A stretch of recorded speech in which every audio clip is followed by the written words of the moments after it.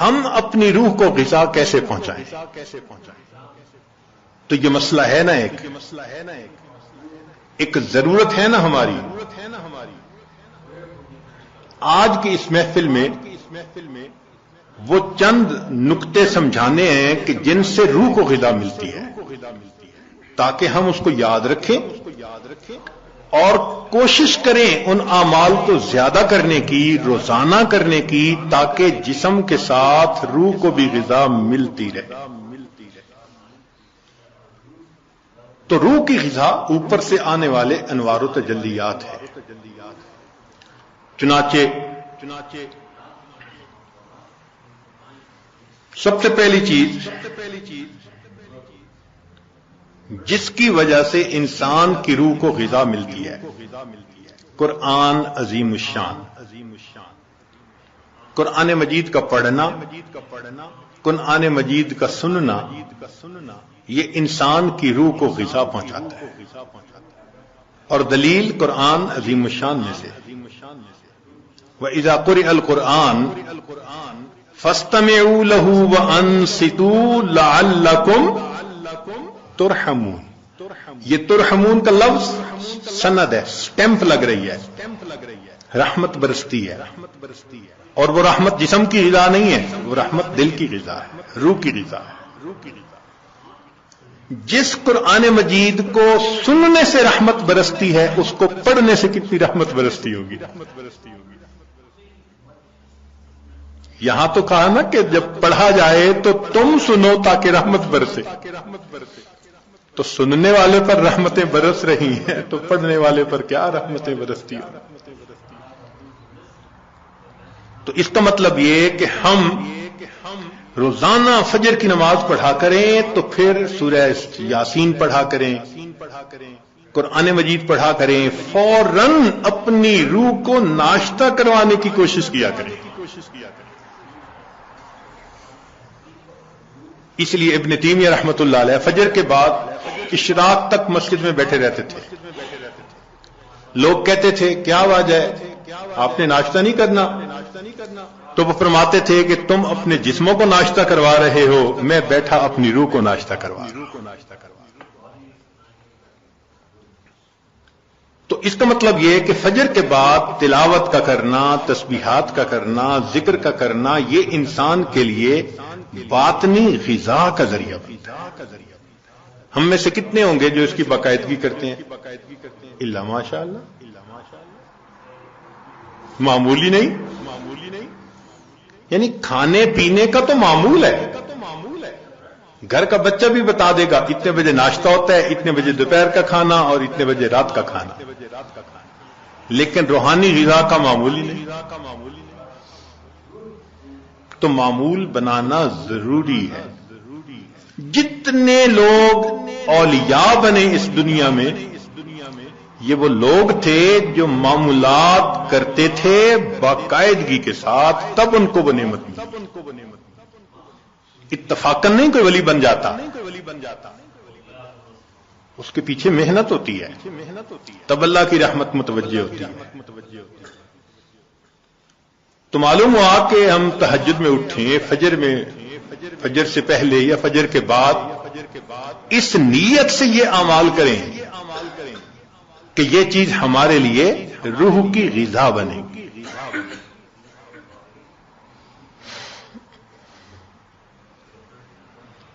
ہمارے اکابر جب دن کے کام کاج سے فارغ ہوتے تھے تو مصلی پہ آ جاتے تھے، رات گزار دیتے تھے مصلی کے اوپر. ان کو رات کے اندھیرے کا اس طرح انتظار ہوتا تھا جس طرح دلہا کو دلہن سے ملنے کے لیے رات کا انتظار ہوا کرتا.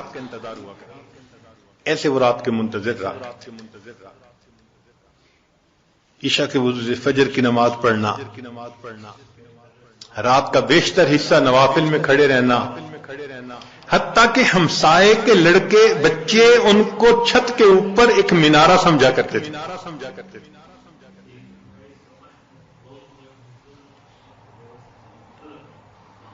تو اتنا تو وہ اللہ کی یاد کیا کرتے تھے نا، قرآن پڑھا کرتے تھے.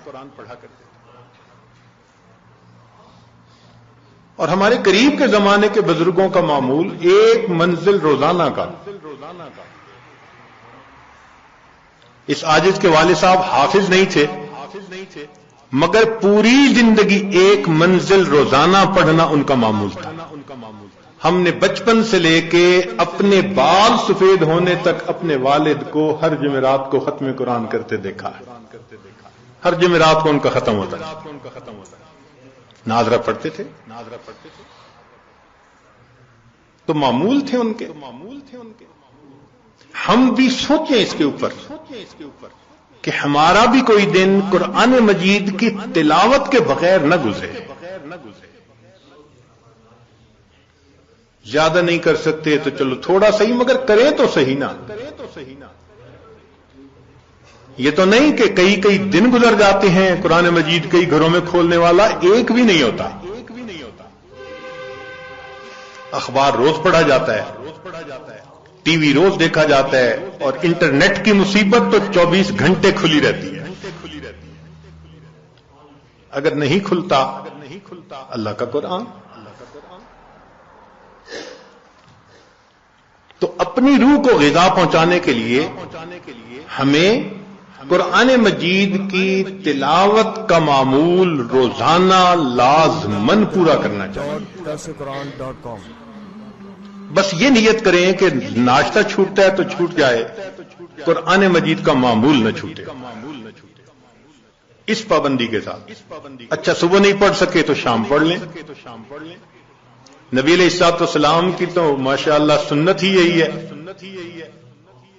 کچھ صورتیں ہیں جو صبح پڑھنا مسنون ہے, کچھ ظہر کے بعد, کچھ مغرب کے بعد, کچھ عشاء کے بعد سونے سے پہلے. حدیث پاک میں آتا ہے نبی علیہ السلام سونے سے پہلے سورہ ملک پڑھا کرتے تھے. یہ کیا چیز تھی؟ جیسے آپ کچھ دیر کے بعد نا کینڈی کھا رہے ہوتے ہیں, بسکٹ کھا رہے ہوتے ہیں, فلاں چیز کھا, یہ اسی طرح ہے کہ معمول ساتھ ساتھ چلتا رہتا ہے, روح کو غذا ملتی رہتی ہے.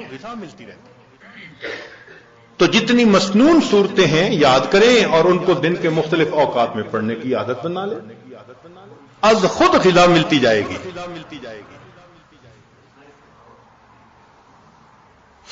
اور جو حافظ قرآن ہوں ان پر تو اللہ کی خاص رحمت, وہ اپنی منزل کے حساب سے پڑھیں. ہمارے اکابر تو ایک آیت پڑھتے تھے, پوری رات گزار دیتے.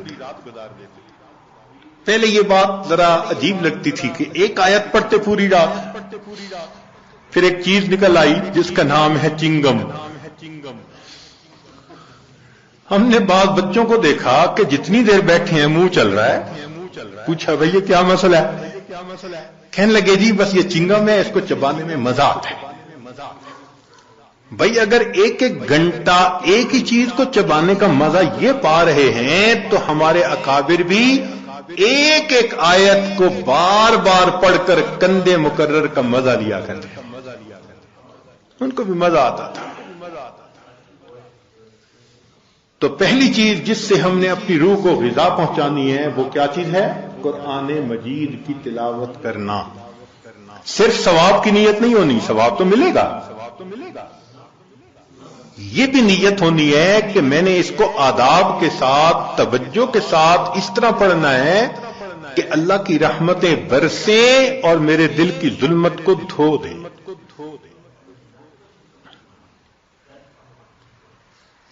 دوسری چیز جس سے کہ انسان کے اوپر اللہ کی رحمت برستی ہے اس کو کہتے ہیں استغفار. استغفر اللہ ربی من کل ذنب واتوب الیہ. قرآن مجید میں اللہ رب العزت نے حکم فرمایا واستغفر اللہ, استغفار کرو. ہمارے اکابر یہ معمول بتاتے ہیں روزانہ, استغفر اللہ ربی من کل ذنب واتوب الیہ. اس کو دن میں کم از کم 100 مرتبہ صبح, 100 مرتبہ شام. زیادہ وقت ہو تو 200 مرتبہ بھی پڑھ سکتے ہیں. مگر جب پڑھ رہے ہوں تو ذرا اپنے گناہوں پر ندامت بھی دل میں محسوس کریں. یہ نہ ہو کہ زبان پہ استغفار چل رہا ہے اور دن میں گناہوں کے خیال چل رہے ہیں. رابعہ بصریہ رحمۃ اللہ علیہ فرماتی تھیں استغفارنا یحتاج الی استغفار، کہ ہم ایسا استغفار کرتے ہیں کہ اس کے اوپر ہمیں استغفار کرنے کی ضرورت ہے۔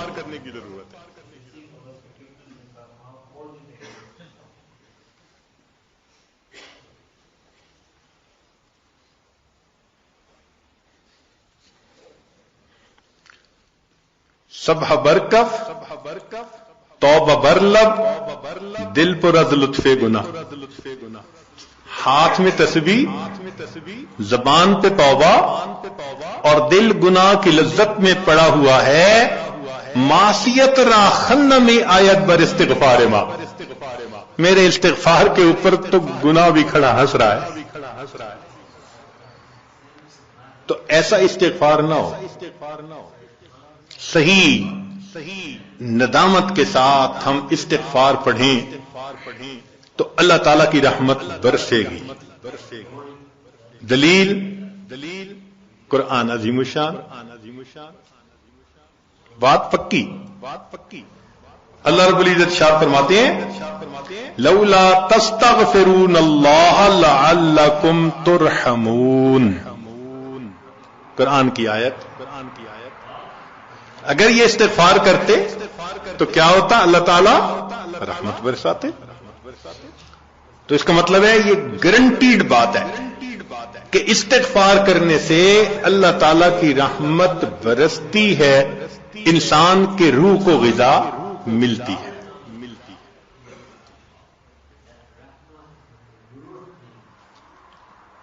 پھر تیسری چیز جس سے کہ اللہ تعالیٰ کی طرف سے رحمت اترتی ہے، درود شریف کا پڑھنا۔ حدیث مبارکہ میں آتا ہے جو شخص ایک دفعہ درود شریف پڑھتا ہے اللہ تعالیٰ 10 رحمتیں اتارتے ہیں۔ تو 10 رحمتوں کا اترنا اس بات کی دلیل کہ روح کو غذا ملتی ہے، نور اترتا ہے انسان کے اوپر۔ ہمارے مشائخ نے فرمایا کہ 100 مرتبہ صبح اور 100 مرتبہ شام، کم از کم اتنا تو درود شریف ضروری پڑھ لیں۔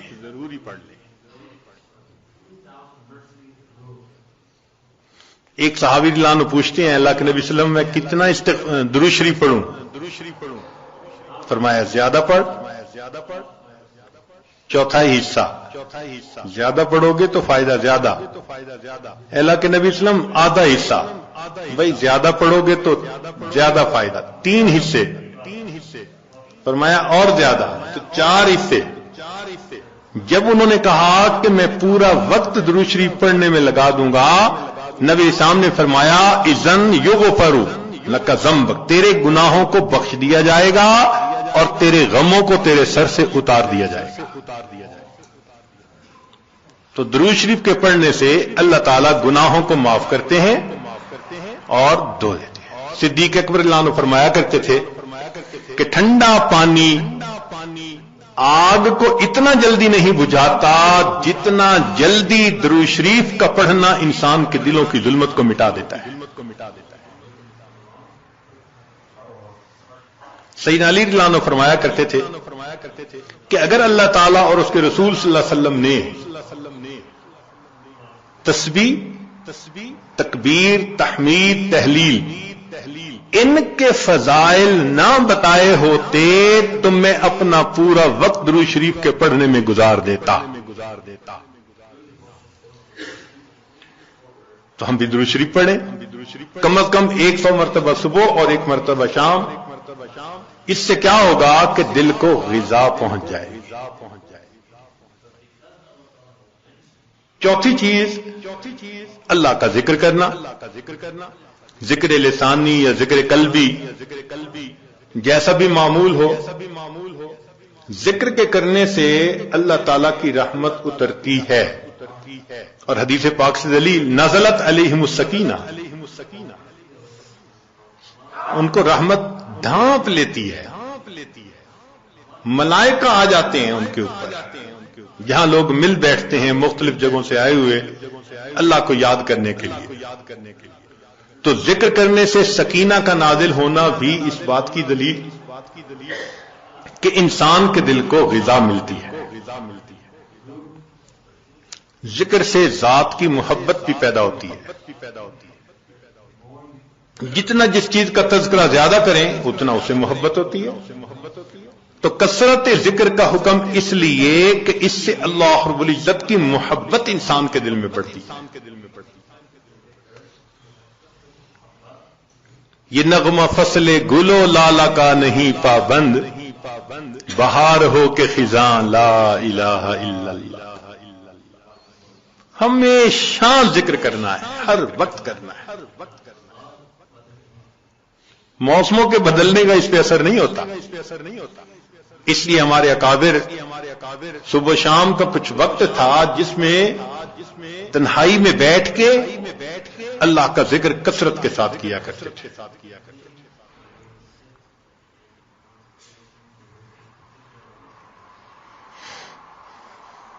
پھر پانچویں چیز جس سے کہ انسان کے اوپر رحمت اترتی ہے وہ ہے اتباع سنت. جتنا ہر عمل سنت کے مطابق ہوتا جائے گا اتنا اللہ کی رحمت ہم پہ برستی جائے.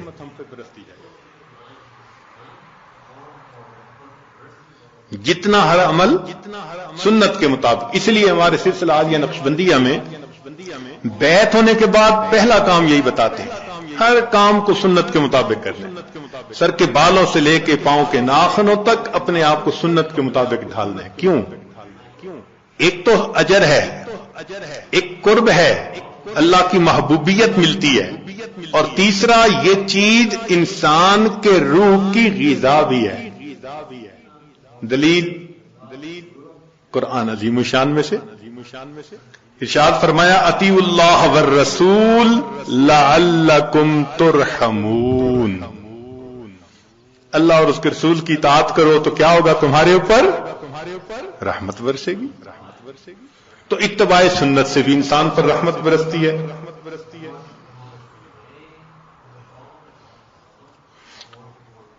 پھر چھٹی چیز اہل اللہ کی صحبت اختیار کرنا. قرآن مجید میں تو حکم دیا گیا یا ایھا الذین آمنوا اتقوا اللہ وکونوا مع الصادقین. یہ کونوا حکم ہے، اور حدیث پاک میں بھی حکم دیا گیا. نبی علیہ السلام نے ارشاد فرمایا علیکم بمجالسۃ العلماء واستماع کلام الحکماء فإن اللہ تعالی یحیی القلب المیت بنور الحکمہ کما یحیی الارض المیت بماء المطر. کہ جس طرح بارش کے اترنے سے اللہ مردہ زمین کو زندہ کر دیتے ہیں، اسی طرح اہل اللہ کی حکمت بھری باتوں سے اللہ دلوں کو زندہ فرماتا ہے. تو دلوں کو غذا کا ملنا حدیث سے ثابت.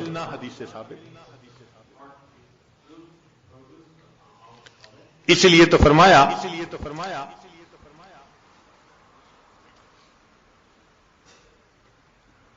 کہ انسان کہیں نہ کہیں اپنا تعلق جوڑے. مجدد ثانی رحمۃ اللہ فرماتے ہیں کہ ان مشائخ کی نظر شفا اور ان کا کلام کیمیا ہے. ان کا کلام کیمیا اور ان کی نظر شفا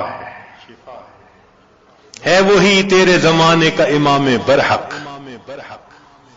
ہے وہی تیرے زمانے کا امام برحق جو تجھے حاضر و موجود سے بیزار کرے، دے کے احساس زیاں تیرا لہو گرما دے، فقر کی شان چڑھا کر تجھے تلوار کرے. تو یہ مشائخ کی صحبت میں اسی مرحوم رحمت اللہ فرماتے ہیں گر تو سنگے خارہ مرمر شوی چوب صاحب دل رسی گوہر شوی.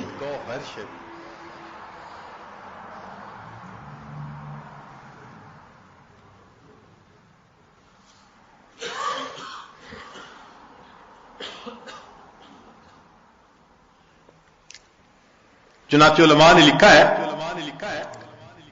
کہ ایسے مشائخ جن کو دیکھ کے اللہ یاد آئے ان کی صفت ہوتی ہے رویتہ شفا و موعظتہ دوا. ان کی رویت شفا ہوتی ہے اور ان کی بات انسان کے لیے دوا ہوتی ہے، بلکہ فرمایا ينتفع برؤیتہ قبل روایتہ، یہ ایسے لوگ ہوتے ہیں ان کی روایت سے پہلے رویت سے ہی فائدہ ہو جاتا ہے بندے کو۔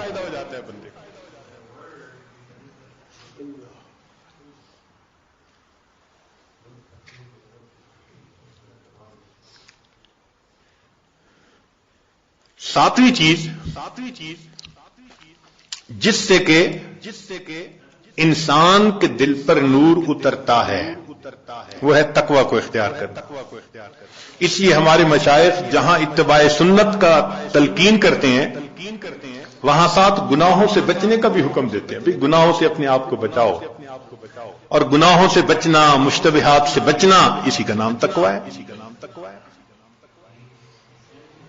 جتنا تقوی اختیار کریں گے اتنا اللہ کی رحمت برسے گی۔ جی، تقوی اختیار کرنے سے بھی رحمت برستی ہے۔ وہ کیسے؟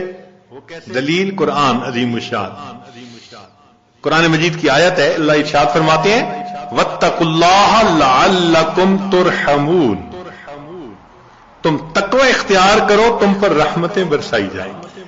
تو تقوی کے اختیار کرنے سے بھی رحمت برسی۔ اس لیے یہ مہینہ رحمت کا مہینہ کیوں کہلاتا ہے؟ اس لیے کہ یہ ماہ سیام ہے، اور سیام کا اصل مقصد کیا ہے؟ لعلکم تتقون، اور تقوی سے رحمت برستی ہے۔ اس لیے اس کو شہر الرحمہ کہا، شہر الغفران کہا، حدیث مبارکہ میں شہر عظیم کہا اس مہینے کو۔ اور ہم تو صرف رمضان کی برکتیں اگر لے پائے تو بڑی بات۔ ہمارے مشائخ تو پوری زندگی اسی ترتیب پہ گزارتے تھے، فرماتے تھے الدنیا یوم ولنا فیہا صوم، دنیا ایک دن کی ہے اور ہم نے اس ایک دن میں روزہ رکھا، یعنی گناہوں سے بچنے کا روزہ، یہ مقصد تھا ان کا۔ پوری زندگی اسی طرح گزار دیتے۔ اس لیے فرمایا للصائم فرحتان، روزہ دار کے لیے دو خوشیاں ہوتی ہیں، فرحت عند الافطار، ایک تو افطار کے وقت خوشی، وفرحت عند لقاء الرحمن، جب رحمان سے ملیں گے اس وقت بھی خوشی ہوگی۔ اس لیے یہ رمضان کا مہینہ انسان کے دل کو منور کر دیتا ہے۔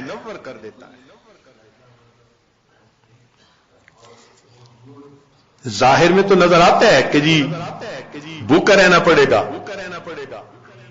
مگر کہاں بھوکا رہنا پڑتا ہے؟ اگر اوور آل دیکھیں تو رمضان میں انسان زیادہ کھاتا ہے، اور جتنی نعمتیں رمضان میں ملتی ہیں باقی مہینے میں تو ملتی نہیں ہے۔ مگر رمضان المبارک میں واقعی روزہ دار پر اللہ کی رحمت برستی ہے۔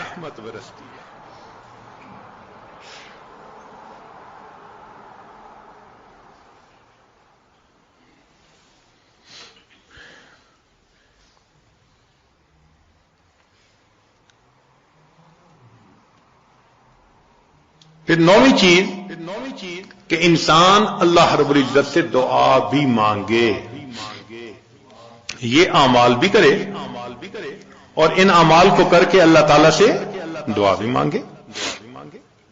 اے اللہ میرے دل کو منور فرما دیجئے، میرے دل کو غذا پہنچا دیجئے، میری روح کو منور کر دیجئے۔ اور یہ چیز حدیث پاک سے ثابت ہے۔ نبی علیہ السلام جب فجر کی سنتیں ادا فرما کے مسجد میں تشریف لے جاتے تھے تو حدیث پاک میں ہے کہ راستے میں نبی علیہ السلام دعا مانگتے تھے، اللہم اجعل فی قلبی نورا وفی بصری نورا وفی سمعی نورا وفی وعن یمینی نورا وعن شمالی نورا ومن خلفی نورا ومن امامی نورا واجعل لی نورا، اللہ مجھے ہی نور بنا دے۔ اب یہ دیکھیے کتنی اہم بات ہے، ہم میں سے کتنوں کا معمول ہے اس دعا کو پڑھنا؟ اللہ ماشاء اللہ، بہت کم لوگ ہوں گے جو باقاعدہ پڑھتے ہوں گے۔ اللہ کے حبیب صلی اللہ علیہ وسلم نے تو ہمارے لیے یہ دعا سکھائی ہمیں۔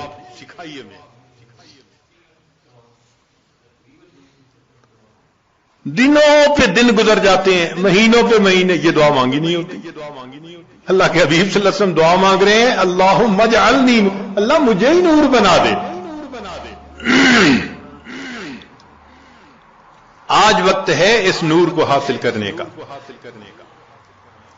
اگر دنیا میں اس نور کو حاصل نہ کیا تو پھر قیامت کے دن پریشانی ہوگی۔ اس لیے جو نیک کام کرتا ہے، شریعت و سنت کی اتباع کرتا ہے، اللہ تعالیٰ کا قرب حاصل کرتا ہے تقوی کے ذریعے، تو فرمایا افمن کان میتا فاحییناہ، اور وہ جو مردہ تھا اس کو ہم نے زندہ کیا، وجعلنا لہ نور، اور اس کو ہم نے نور عطا کیا، یمشی بہ فی الناس، اس نور کو لے کے وہ انسانوں میں چلتا ہے اور دین کی دعوت کا کام کرتا ہے۔ تو اس نور کو دل میں لینا یہ انتہائی ضروری ہے ہمارے، اور اس نور کو لینے کی جگہ فقط یہ دنیا ہے، اس کے بعد یہ نور نہیں مل سکے گا۔ اس کی مثال یوں سمجھ لیجئے، انسان کے بدن کے بننے کی جگہ ماں کا پیٹ۔ اگر بچہ اس طرح سے پیدا ہو کہ دونوں آنکھیں نہ بن سکیں تو دنیا کا کوئی ڈاکٹر دنیا میں آنکھیں نہیں بنا سکتا۔ کئی بچوں کی انگلیاں، ان کی گروتھ پوری نہیں ہوتی تو دنیا میں آ کے پوری نہیں ہو سکتی، کیونکہ ماں کا پیٹ اس کی گروتھ کی جگہ ہے۔ اگر پوری ہو گئی تو بہت اچھا، اگر نہیں تو پھر وہ کمی رہے گی۔ یہی حال انسان کی روح کے معاملے کا، کہ روح کے بننے کی جگہ یہ زمین و آسمان کا پیٹ ہے۔ بن گئی روح تو بہت اچھا، نہ بنی تو آگے جا کے نہیں بن سکے۔ چنانچہ قیامت کا دن ہوگا تو ایمان والے اپنے نور کو لے کر اللہ کے حضور جائیں گے۔ یوم تری المؤمنین والمؤمنات یسعی نورہم بین ایدیہم وبایمانہم، ایمان والوں کا نور دائیں اور بائیں ان کے ساتھ۔ جنہوں نے محنت کی ہوگی، 1000 واٹ کا بلب جیسے جلا ہوتا ہے ایسے ان کا نور ہوگا، اور نور چونکہ پھیلتا ہے تو اس لیے ارد گرد منافق بھی ہوں گے، اوپر سے تو بڑے نیک بنتے تھے اور اندر سے غفلت کی زندگی، دو رنگی کی زندگی۔ وہ پھر کہیں گے انظرونا نقتبس من نورکم، ذرا ہماری طرف بھی توجہ کیجئے، ہم آپ کے نور سے فائدہ اٹھائیں۔ تو ان کو وہاں کیا کہا جائے گا؟ قیل ارجعوا وراءکم فالتمسوا نورا، جاؤ دنیا میں، یہ نور تو دنیا سے ملا کرتا۔ تو نور ملنے کی جگہ تو یہ دنیا ہے۔ یہ ہماری خوش نصیبی ہے کہ ہم ابھی زندہ ہیں، اپنے دلوں کو منور کرنا چاہیں تو ہم دلوں کو منور کر سکتے ہیں۔ جیسے نبی علیہ السلام نے اپنے ایک صحابی کے بارے میں فرمایا، اس کا سینہ تو گلے تک نور سے بھرا ہوا ہے، نور ایمان سے، الی مشاشہ، فرمایا گلے تک اس کا سینہ نور ایمان سے بھرا ہوا ہے۔ ایسے نور ہمارے اندر آ جائے نا تو وہ تو ہم اسی دنیا میں ہی حاصل کر سکتے ہیں۔ اور اگر اس دنیا میں غفلت کی زندگی گزاری، گناہوں کی زندگی گزاری، پھر رب کریم فرماتے ہیں وَمَن لَّمْ يَجْعَلِ اللَّهُ لَهُ نُورًا فَمَا لَهُ مِن نُور، پھر اس کے لیے نور نہیں ہوگا۔ www.darsequran.com۔ تو ہم یہاں پر اعتکاف کے لیے جو حاضر ہوئے تو بدن کو غذا پہنچانے کے لیے نہیں، بدن کو غذا تو انسان کو ہمیشہ اپنے دیش میں، اپنے گھر میں بہتر پہنچ جاتی ہے۔ یہاں حاضر ہوئے ہیں اپنی روح کو غذا پہنچانے کے۔ تو آج اس عنوان کو اس لیے ذرا کھولا کہ ہمیں یہاں اعتکاف میں بیٹھنے کا مقصد واضح ہو جائے کہ ہم نے کچھ اعمال کرنے ہیں، پھر اللہ سے مانگنا ہے، اور اس اعتکاف کے دوران اپنے دل کے نور کی اس کمی کو ہم نے پورا کرنا ہے۔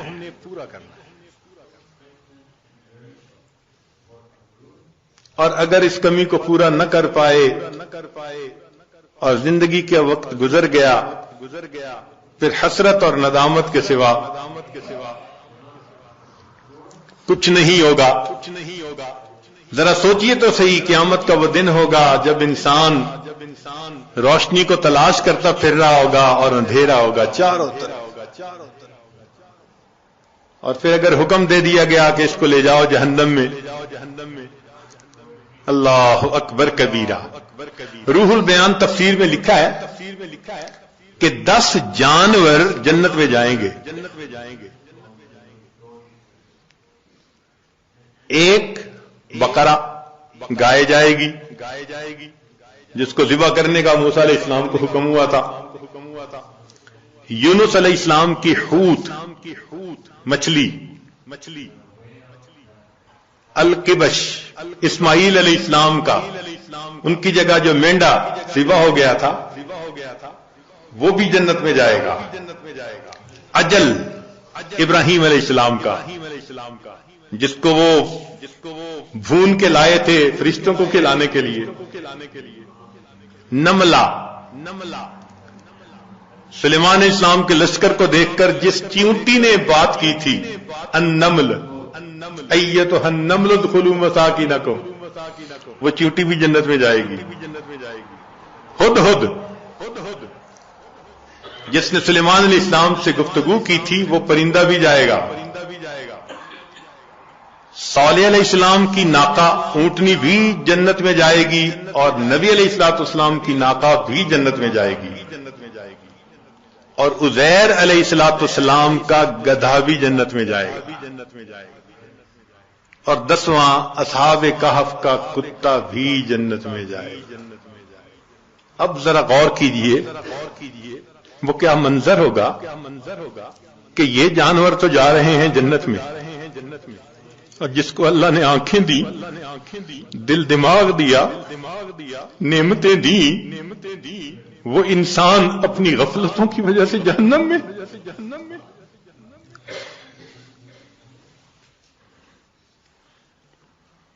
اگر اس وقت گدھے نے یہ کہہ دیا، اے انسان تو مجھے بے وقوف سمجھتا تھا نا، گالی بھی دینی ہوتی تھی کسی کو بے وقوفی کی تو گدھا کہتا تھا. آج وہ بے وقوف تو جا رہے جنت میں، تو کہاں کا عقل مند نکل آیا کہ تو جہنم میں. ما جاءکم نذیر، ڈرانے والا نہیں آیا تھا. کہیں گے ڈرانے والا تو آیا تھا. لو کننا نسمع او نعقل ما کننا فی اصحاب السعیر، اگر ہم سنتے، ہماری عقل کی رتی ہوتی ہمارے پاس تو ہم پھر جہنم میں نہ جاتے. اس کا مطلب یہ کہ ہم سنتے نہیں، سوچتے نہیں. اور گدھے کی بات تو ایک طرف رکھ دیں، اگر اصحاب کہف کے کتے نے اس وقت کہہ دیا کہ تم تو مجھے ذلت کی نظر سے دیکھتے تھے نا، اور میرا نام تو گالی تھا نا، اور میری حالت تو یہ تھی تم خشک ٹکڑا کھلاتے تھے، میں تمہارا در نہیں چھوڑتا تھا، اور تمہیں جو پروردگار روز نعمتیں کھلاتا تھا تمہیں اس کا در یاد نہیں آتا تھا. میں ایک روٹی کی خاطر تمہارے گھر کا ساری رات جاگ کے پہرا دیتا تھا، اور تم اپنے رب کی عبادت کے لیے رات کو 2 نفل پڑھ نہیں سکتے تھے. کتا جنت میں جا رہا ہوگا، اور یہ حضرت انسان غفلت کی زندگی گزارنے کے بعد جہنم میں. چہ جائے کہ وہ وقت آئے جب انسان حسرت کرے اور اس کا علاج کوئی نہ ہو. ہمیں چاہیے کہ آج ہم اس کی حقیقت کو سمجھیں، اور جس طرح روح کو اپنے جسم کو غذا پہنچانے کے لیے فکر مند ہیں، ہم اپنی روح کو بھی غذا پہنچانے کے لیے فکر مند ہو جائیں. چنانچہ یہ 10 دن کا قیام یہ بہت فکر مند ہو کے گزارنے کی باتیں کرنے نہیں آئے، قصے کہانیاں کرنے نہیں آئے، حال احوال سننے نہیں آئے. بہت سنتے رہتے ہیں. ہاں اللہ کو منانے کے لیے آئے ہیں. جو گناہوں کے اثرات دل پر ہم آج تک لگا بیٹھے ان کو دھلوانے کے لیے آئے. تو اس کا طریقہ یہ ہے کہ جب اجتماعی عمل ہوں تو اس میں جڑیں، جب انفرادی عمل ہوں تو اپنے وقت پہ انفرادی عمل کریں، لیکن ہر بندے کو ایک فکر لگی ہوئی ہو، ایک ایک منٹ کو آپ کیش کروانے کی کوشش کریں۔ مسافر کی دعائیں بھی قبول ہوتی ہیں اور مسافر پر اللہ کی رحمت بھی ہوتی ہے۔ تو اعتکاف میں آنے والے مسافر بھی ہیں، اور جب ایک جگہ پر ہوں اور سب اللہ کے حضور متوجہ ہوں تو اللہ کی رحمتیں اور زیادہ متوجہ ہوتی ہیں۔ حدیث پاک میں ہے نا، من بلاد شتى وقبائل شتى، مختلف شہروں سے مختلف قبیلوں کے لوگ جب ایک جگہ آ کر اکٹھے ہوتے ہیں اللہ رب العزت کو یاد کرنے کے لیے، تو فرشتے اتنا اترتے ہیں کہ آسمان تک ان کا تانتا بند جاتا ہے، اور رب کریم اتنا خوش ہوتے ہیں ان سے کہ جب فرشتے واپس جاتے ہیں تو ان سے کارگزاری سنتے ہیں، تم نے میرے بندوں کو کس حال میں پایا۔ وہ تو جانتے ہیں مگر ان سے کہلوانا چاہتے ہیں، اور بالآخر فرماتے ہیں کہ اچھا ان کو کہہ دو کہ یہ بخشے بخشائے اپنے گھروں کو چلے جائیں، میں نے ان کے گناہوں کو ان کی نیکیوں میں تبدیل فرمایا۔ یا اللہ، کچھ تو وہ بھی تھے راستہ گزرنے والے ویسے ہی کھڑے ہو گئے تھے۔ رب کریم اتنا خوش ہوتے ہیں کہ فرماتے ہیں اچھا ہم قوم لا یشقى جلیس، ایسے لوگ ہیں ان کے پاس بیٹھنے والا بدبخت نہیں ہوتا۔ تو جب پاس بیٹھنے والا بدبخت نہیں ہوتا تو جو خود اس قوم میں شامل ہوں وہ کیسے بدبخت ہو سکیں گے؟ اور ہمارے مشائخ نے لکھا کہ بدبخت وہ ہوتا ہے جو ایمان کے بغیر دنیا سے چلا جائے۔ تو یہ حدیث پاک اشارہ کر رہی ہے کہ ایسی محفلوں میں بیٹھنے والا بندہ بالآخر دنیا میں ایمان کی سلامتی کے ساتھ چلا جائے۔ تو ان محفلوں کی قدر کریں، فکر کریں، اپنے سیل فون کو یا تو سائلنٹ کر دیں یا بند ہی کر دیں 10 دن کے لیے۔ یہاں گھنٹی کی آواز نہ سنائی دے، بات کی آواز نہ سنائی دے۔ جب نہیں تھے یہ سیل فون، دنیا کے کام کاروبار پھر بھی چلتے تھے، 10 دن کے لیے بند ہو جائے گا، کام کاروبار پھر بھی چلیں گے۔ نہ آسمان پہلے گرا تھا نہ اب گرے گا، تو اتنا اہم نہ اس کو بنائیں۔